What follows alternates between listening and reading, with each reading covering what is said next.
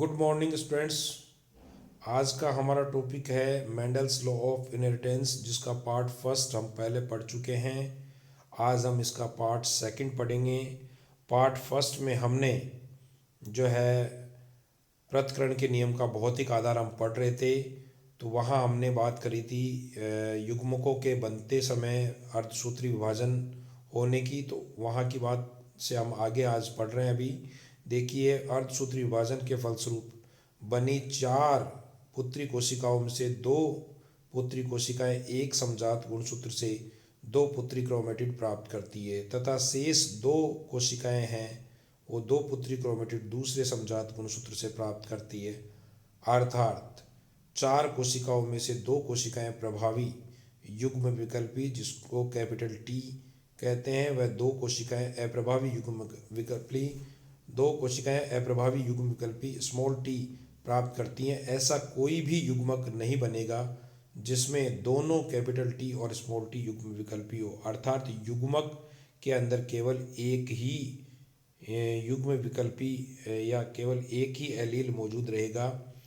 देखिए, अर्धसूत्री विभाजन के समय युग्म विकल्पियों यानी कैपिटल टी स्मॉल टी के एक युग्म का पृथक्करण होते हुए डायग्राम में दिखाया गया है, जिसमें आप देखिए समजात गुणसूत्र टेट्राड फॉर्म में या चतुष्क अवस्था में हमारे को दिखाई दे रहे हैं। मध्यावस्था प्रथम के अंदर जो है मध्यावस्था पट्टिका पर ये जो है चतुष्क गुणसूत्र जो है दोनों भुजाओं 2 भुजाएं एक तरफ और 2 भुजाएं एक तरफ लेके व्यवस्थित है।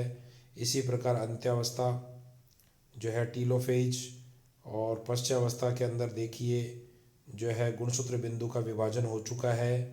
और इसी प्रकार 4 जो है कोशिकाएं बन रही है, जिसमें से 2 कोशिकाएं जो है वो तो कैपिटल टी जो है युग्म या जीन वाली बन रही है, और 2 पुत्री कोशिकाएं स्मॉल टी जीन वाली बन रही हैं।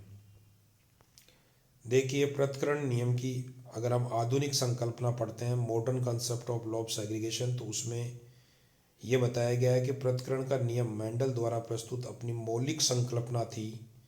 इनके अनुसार जीनों का सम्मिश्रण नहीं होता है। मेंडल के बाद के कोशिका विज्ञान के अध्ययनों द्वारा इसकी पुष्टि हो गई है। आधुनिक अध्ययनों से यह प्रमाणित हो चुका है कि संकर जीव में उपस्थित युग्म विकल्पी जीन एकत्रित हो जाते हैं तो एक दूसरे को स्थायी रूप से प्रभावित नहीं करते हैं, चाहे वे कई पीढ़ियों तक संकर जीवों में साथ साथ रहें। एक गुणकारी जीन संकर को छोड़ते समय भी उतना ही गुणकारी होता है जितना वह संकर में प्रवेश करते समय होता है।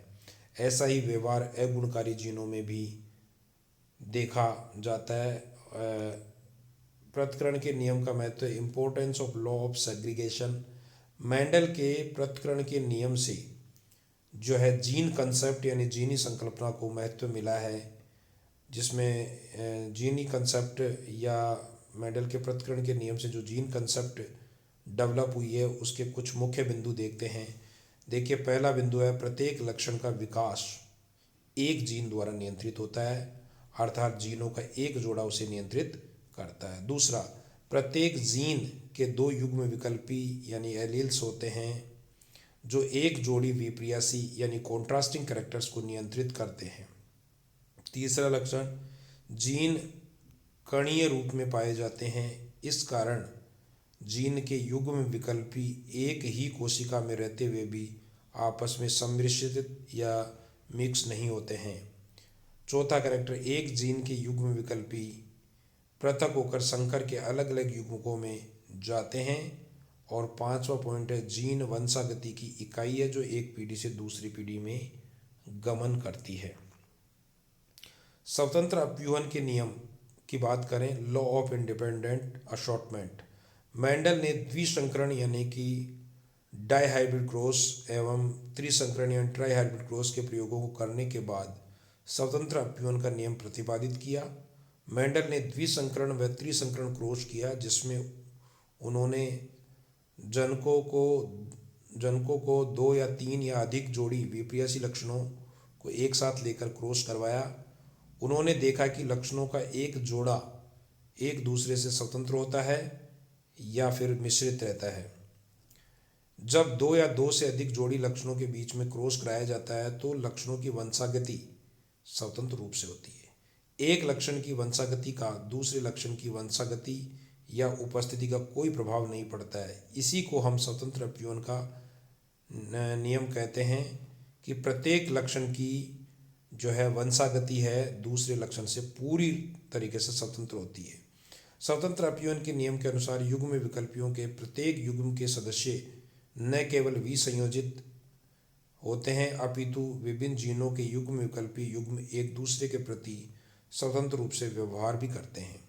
अर्थात जब एक से अधिक जोड़ी विप्रेयसी लक्षणों की वंशागति को अध्ययन जब साथ साथ किया जाता है तो प्रत्येक एक जोड़ी विप्रेयसी लक्षणों के जीन अन्य विप्रेयसी लक्षणों से प्रभावित हुए बिना स्वतंत्र रूप से अपव्यूहन करते हैं।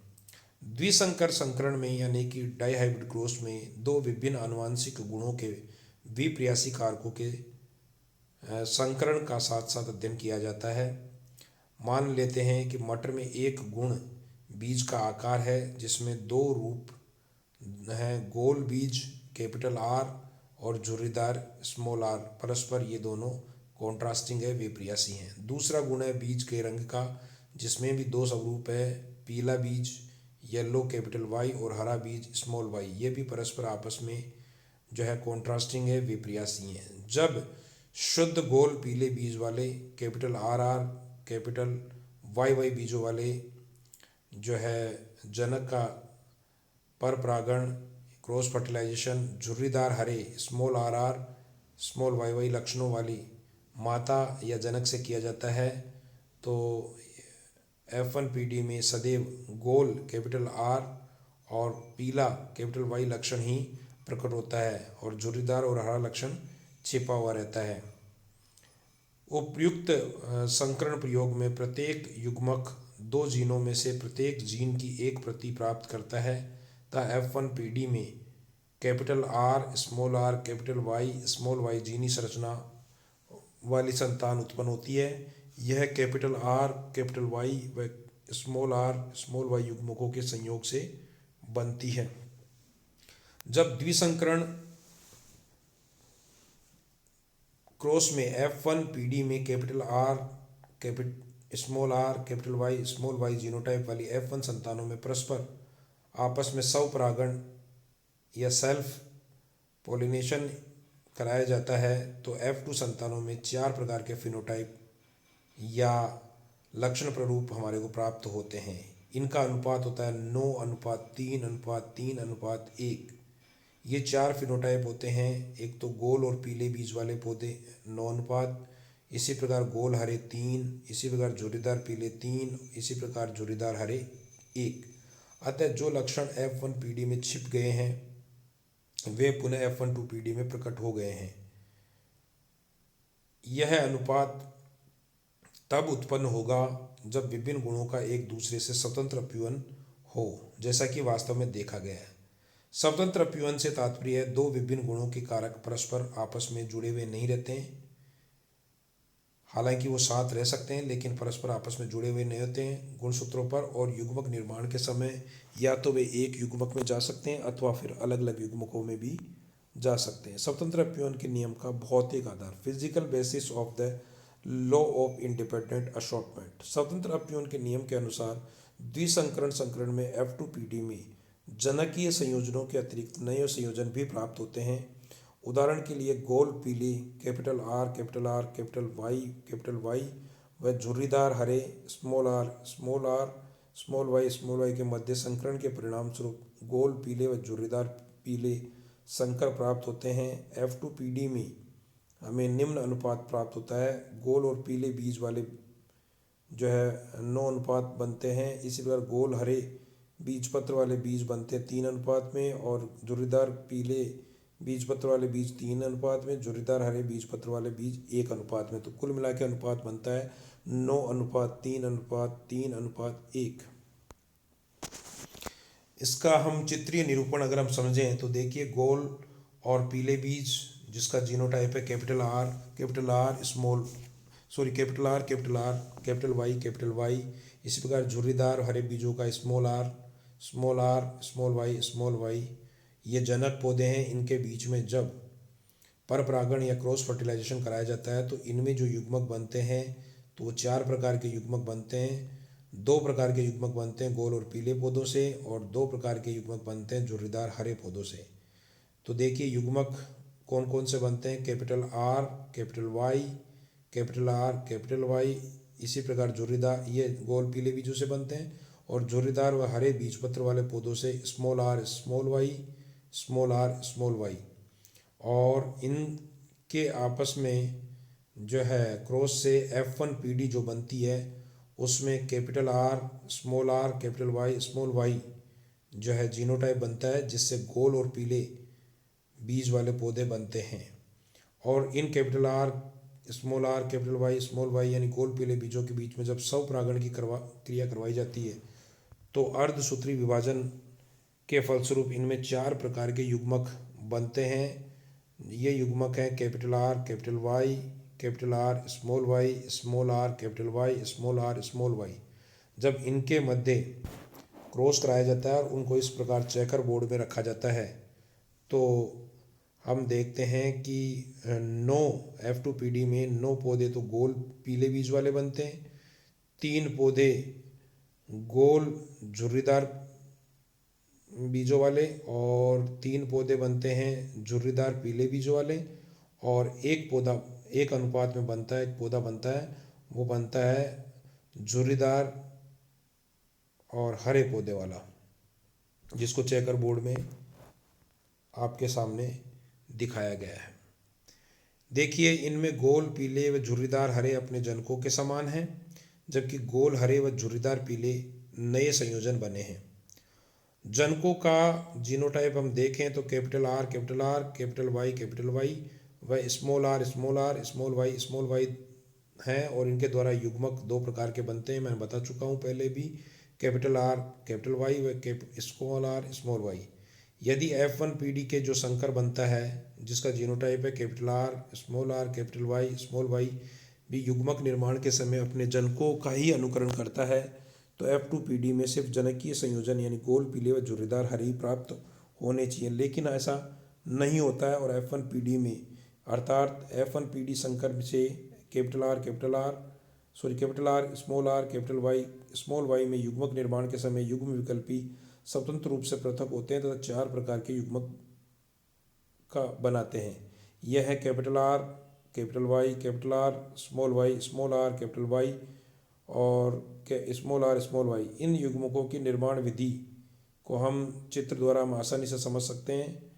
और इसमें देखिए capital R, capital Y, small Y युग्म विकल्पी जो 2 समजात गुणसूत्र युग्मों पर स्थित होते हैं। दूसरा अर्धसूत्री विभाजन यानी युग्मक निर्माण की जो है क्रिया है कि अनुसार मध्यावस्था फर्स्ट में गुणसूत्रों की व्यवस्था निम्न 2 प्रकार की हो सकती है। पहला कैपिटल आर, कैपिटल वाई व स्मॉल आर, स्मॉल वाई विपरीत ध्रुवों पर पहुंच सकते हैं तथा स्मॉल आर, कैपिटल वाई और कैपिटल आर, स्मॉल वाई विपरीत ध्रुवों पर पहुंच सकते हैं। पश्चावस्था फर्स्ट इन जीनों के स्वतंत्र अपव्ययों को प्रदर्शित करती है। 4 प्रकार के युग्मकों का निर्माण अर्धसूत्री विभाजन की पश्चावस्था द्वितीय पर स्पष्ट हो जाता है, जिससे capital R, capital Y, small Y का स्वतंत्र अस्तित्व अलग अलग गुणसूत्रों पर स्थित है। यानी आवश्यक नहीं कि कैपिटल आर के साथ कैपिटल वाई ही होगा या स्मॉल आर के साथ स्मॉल वाई ही होगा। अतः भौतिक आधार पर स्वतंत्र अपव्ययन के सिद्धांत को संक्षेप में स्पष्ट कर सकते हैं कि जीन्स गुणसूत्रों पर पाए जाते हैं तथा युग्म विकल्पी समजात गुणसूत्रों पर स्थित होते हैं। युग्मकों को जो अर्धसूत्री विभाजन के उपरांत बनते हैं और समजात गुणसूत्रों से विसंयोजित होकर 4 प्रकार के युग्मकों में प्रवेश करते हैं। अतः विभिन्न लक्षणों के जीनों में युग्म विकल्पियों का आचरण सामान्यतः एक दूसरे से स्वतंत्र होता है। जैसा कि दिए गए चित्र में दिखा रखा है, capital R, capital Y, small Y का स्वतंत्र रूप से अपव्ययन किस प्रकार होता है। ये दोनों जीन्स अलग अलग सजातीय गुणसूत्रों पर स्थित होते हैं। तो सामान्यतः स्वतंत्र अपव्ययन के लिए ये भी आवश्यक है कि दोनों जो है जीन सामान्यतः अलग अलग गुणसूत्रों पर स्थित हो। Thank you.